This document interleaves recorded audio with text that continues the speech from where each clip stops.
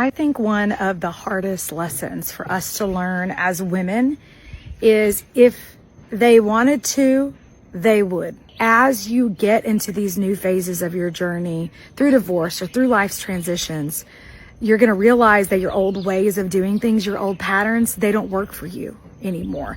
And one of them first ones is making and forcing everything to happen. And so it's sort of like, oh, well, maybe I'm thinking of dating. So you really want to, date that guy that you met wherever.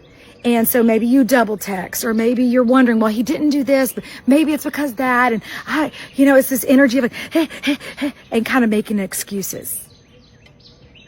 If he wanted to, he would. And so in this phase of your life, it may not feel easy because you want anything to make you feel better. You want anything to make you feel not like a piece of crap. And so you will grab, you will try to force, you will try to make happen. I'm just trying to cut the cycle for you between the heartbreak and help you see that that release of control, that waiting and seeing who shows up for you in life. This goes with friends, in divorce or after divorce, people you used to know as a couple, and you're kind of wondering what's going to happen. Look, if they wanted to remain friends with you, they would. And it takes bravery to be willing to accept that maybe they don't want to.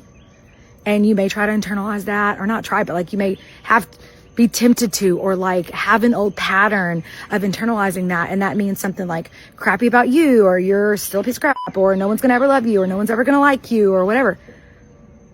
Do you really want anybody to be in your life, to want you, to like you, to care about you because you forced them into it? How'd that go the first time around? How'd that go? You're here. So how about a new approach?